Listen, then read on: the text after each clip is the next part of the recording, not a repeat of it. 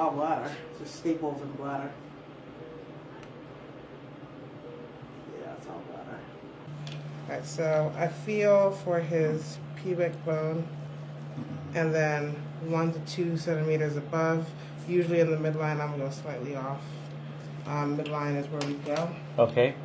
So you're drawing up a little bupivacaine. Yeah. There to numb him up, and do a little betadine for cleaning the area you're going to use. So like I said, I did midline of 2 finger breadths above the pubic bone, and then I'll just go straight down. But it's kind of more like perpendicular to the skin. Exactly. You feel a prick, okay?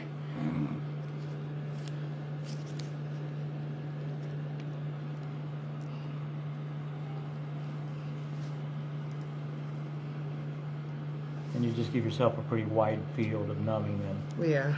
Okay.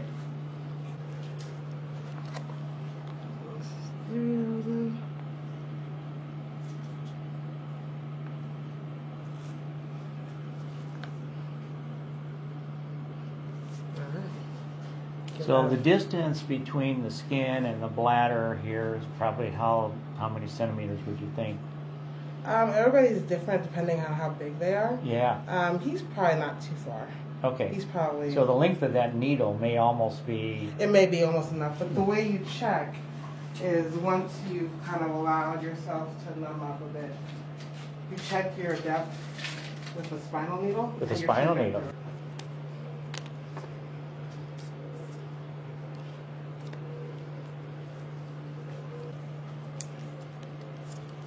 So again, just trying to stay a full poke. You feel this?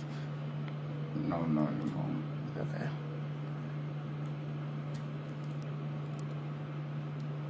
So you just want it to be deep enough and wide enough for your trocar, which is that. Then I just confirm my trajectory,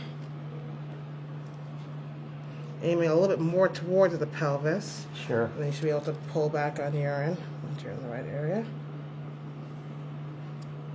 So this is some urine. There we go. So I know that my bladder is right there. So how far down do you think your distance is going to be there? I mean, I'm getting it right here, all of that. So it's not going to be very far. Yeah. Because that's about that far in, so I'm not going to go much further than that. So I know my trajectory now. I know where I want to go.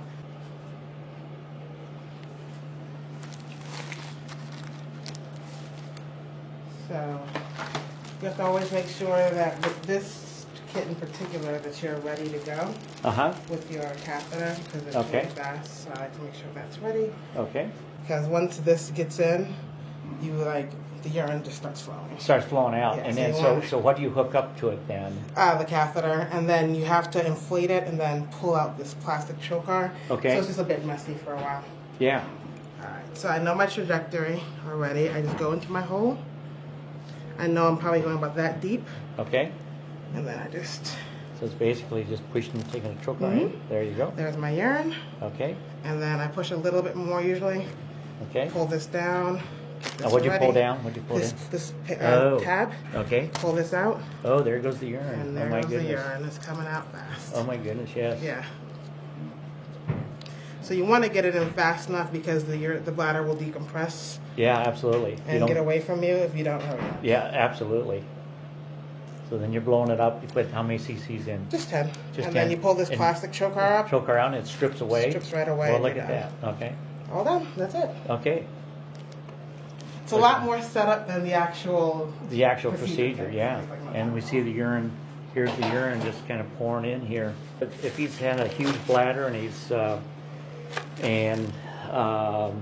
and it's just, you don't want it to not empty too fast? Or so yeah, I personally, there's no real rules to it. I know. In terms of the diuresis. I personally, if it's a lot, I'll drain like half and then an hour drain more. Drain some more.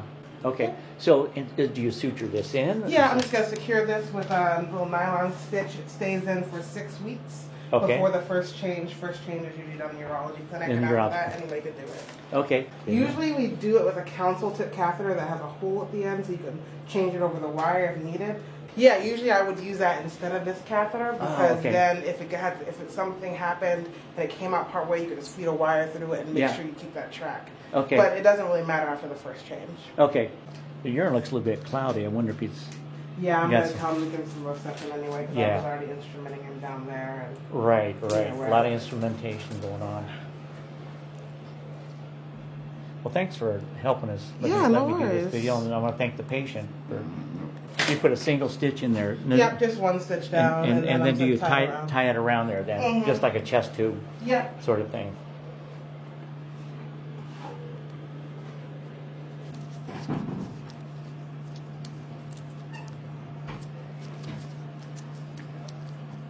Hey, so what potential complications are there with this? Obviously, missing the bladder. Yeah, the biggest worry is why we ultrasound is to see if it's go through the bowel or something. Because we don't want to go through the bowel.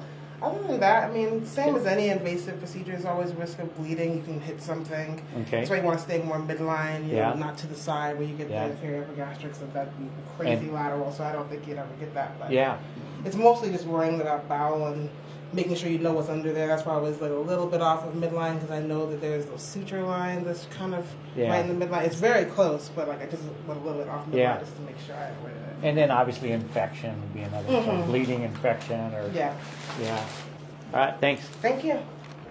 How much have we gotten out of this bladder? So we're about 4,000 at this point. About 4,000? It just keeps going. And it just keeps going. 4,000 ml. Look at that.